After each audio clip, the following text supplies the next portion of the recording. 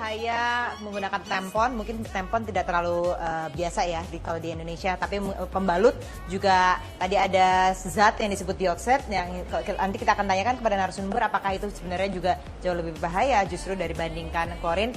Nah, Ibu Linda sudah ada konferensi pers dari Kementerian Kesehatan menanggapi temuan dari YLKI ini. Jadi 9 produk yang dilaporkan itu betul tidak sih Bu memang berbahaya bagi penggunanya? Ya, 9 produk itu semuanya sudah terdaftar di Kementerian Kesehatan, artinya sudah melalui pengujian manfaat, mutu, dan keamanannya. Dan selama dia beredar juga dilakukan uji kesesuaian melalui sampling dan pengujian ulang. Jadi sebenarnya itu sudah dijamin keamanannya. Oh benar, itu mengandung zat klorin begitu dikatakan dari laporannya? Sebenarnya pembalut itu tidak boleh mengandung klorin. Kita harus membedakan klorin dalam hal ini adalah gas Cl2, ya. Dan kemudian tidak boleh mengandung dioksida karena itu paling bahaya ya. Dioksin, dan itu sudah dibebaskan.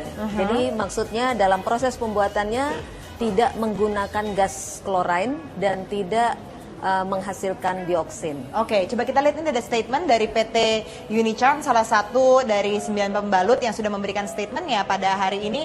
Mungkin kita bisa lihat ini statement dari PT Unicharm dalam tahapan produksi POP yang digunakan sebagai bagian material untuk penyerapan. Memang dilakukan proses pemutihan. Nah, memang ada proses pemutihan ini yang menggunakan klorin itu ya. Namun kami melakukannya dengan metode tanpa menggunakan gas klorin katanya. Selain itu, penyerap tidak bersentuhan langsung dengan kulit.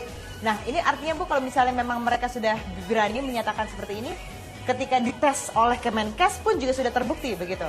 Iya, sebenarnya pada waktu pendaftarannya mereka memasukkan dokumen cara produksinya dan kita melakukan inspeksi ke fasilitas produksinya. Nah, untuk pembalut itu pemutihnya tidak seperti barang-barang industri lain.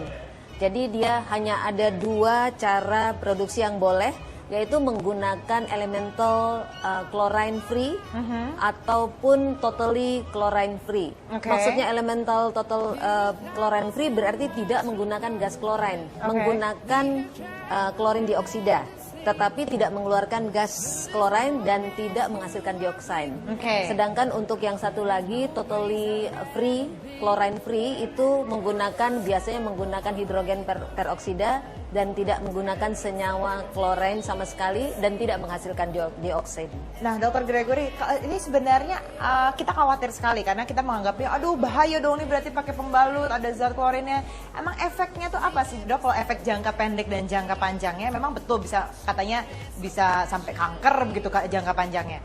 Ya, jadi klorin itu yang menyebabkan kanker yang sudah diteliti itu adalah bentuk gas yang dihirup, diinhalasi, dan dia mengiritasi mukosa dulu, kemudian memicu kanker.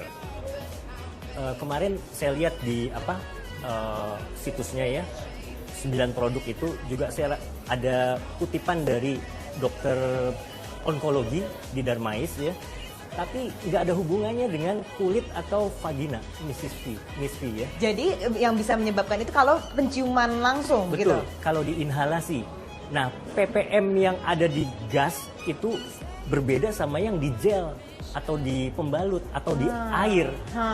Klorin itu kaporit itu ada di air pump 1%. Di kolam renang bisa 2-3%. Bahkan di artikel dikatakan kalau kita sampai menelan yang ppm ya. Yang 10 ppm pun itu nggak masalah sebetulnya. Kalau sampai menelan nih ya. Iya. Ini ppm apa nih Dok? Supaya orang awam lebih mengerti nih seperti saya. Per million. Jadi 1 bagian per 1 juta. Itu sebetulnya kecil sekali. Nah, yang ditemukan itu tuh apa berarti kalau di pembalut? Oke, ini kan mengandung nih zat klorin. Di gel. Di gel itu paling tinggi berapa sih? 39 ppm ya. Nah, itu di dalam pembalut itu kan ada membran ya. Jadi yang diserap itu kan darah menstruasi, dia masuk satu arah, tidak 2 arah. Ada pembungkusnya juga. Ada pembungkusnya, jadi osmosisnya satu arah. Jadi klorinnya nggak keluar sampai ke mengiritasi kulit. Begitu. Tapi juga dikatakan ya. Dan satu lagi, ketika dia sudah bercampur dengan darah mens, Iya. cairan ppm-nya konsentrasinya terdilusi dong. Oh, gitu. Jadi nggak bukan 39 lagi. Oh gitu. Oke, jadinya sekarang gini deh. Kalau begitu, kalau zat-zat yang mengandung yang ada di dalam kandungan pembalut itu sebenarnya ada pengaruhnya nggak untuk wanita? Sejauh ini sih belum diteliti ya. Tapi tampaknya secara common sense itu tidak terlalu berpengaruh. Karena apa? Kita berenang itu kaporitnya lumayan 2-3%. Bahkan ada yang bisa lebih gitu. Ya. Tapi kan kalau berenang kan, dok, itu kan dalam jangka waktu paling lama 1 jam lah. Kalau sebenarnya kalau kita pakai pembalut kan 3 jam baru kita mengganti begitu kan. Jadi kan durasinya untuk Betul. bersentuhan itu kan lebih lama kan. Tapi ada barrier, ada membran ya. Dan itu satu arah. Jadi darah mens itu terserap terus. Saya pernah dikasih tahu sama sales pembalut. Ya, dia tuangin air, kita suruh pegang, kering gitu ya. Jadi satu arah difusinya. Kita pencet-pencet juga dia airnya tidak keluar. Oke. Jadi tampaknya sih secara common sense itu relatif aman lah begitu. Di samping itu sebenarnya bentuk klorida itu ada di banyak tempat ya. Misalnya kayak garam dapur itu natrium klorida. Itu sebenarnya Cl-nya itu juga dalam bentuk ion. Tetapi ini masalahnya kalau dalam bentuk gas. Yang jelas di dalam di dalam pembalut itu tidak ada gas klorin karena tidak, itu ruang terbuka. Kecuali itu dioksin akan menjadi klorin itu kalau suhunya sampai 446 derajat Celcius. Oke, jadi Biarpun dioksin ini yang kita berbahaya demam, ya, Bu, ya, sekali dioksin lagi ini ya. yang berbahaya Oke. dan kita tidak mungkin demam sampai 400 derajat sehingga dia menjadi gas. Oke, nanti masih juga banyak pertanyaan dari netizen. Kita akan tanyakan kepada kedua narasumber setelah jeda pariwara berikut ini. Tetaplah bersama. Masih ditakutkan sekarang setelah ada laporan ini 9 pembalut, kemudian 6 panty liner. Jadi ini aman ya, Bu, ya, untuk dipakai? Iya, sebenarnya karena produk-produk itu sudah terdaftar, itu adalah produk yang aman dan kita tahu juga di dalam proses produksinya menggunakan bahan-bahan yang aman. Oke, jadi yakin ya, dari Kemenkes udah bilang oke, nggak apa-apa, pakai aja. Jadi jangan dibuang nih, yang sudah beli pembalutnya, ini biasanya nyetok tuh banyak tuh, Bu. Iya. Ini ada satu pertanyaan untuk dokter sekaligus penutup ya, Dok ya. Jadi pertanyaannya, berapa kali sehari kita harus mengganti pembalut atau panty liner? Aturannya sih tiap 3 jam ya, tapi tergantung juga dari banyaknya darah mens ya.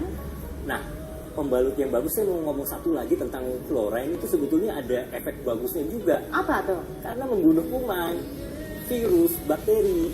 Penyebab kanker itu yang paling utama apa sih? Kanker serviks, Bakteri. virus. HPV. Iya, gitu.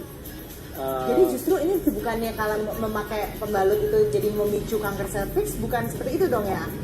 Klorinnya sih masih terlalu jauh. Oke. Ya, justru kalau misalnya klorin itu membantu membunuh bakteri, virus juga. Ya. Nah, kalau misal kita lupa ganti lebih dari 3 jam darah mensnya banyak, itu bakteri tumbuh, ada banyak virus. Nah, itulah yang menyebabkan satu iritasi, yang kedua penyebab pemicu kanker juga. Oke, kayak gitu. baik. Dokter, terima kasih. Ibu Linda, saya tunggu nanti ada pembicaraan lebih lanjut tentunya dengan YLKI ya terkait dengan hal ini. Kami tunggu informasi terkini nantinya. Terima kasih kepada kedua narasumber bersama dengan kami di sini, dan kami tutup dengan video ini. Daber Barack Obama menyanyikan Uptown Funk yang sebelumnya dinyanyikan oleh Bruno Mars. Selamat malam, sampai jumpa.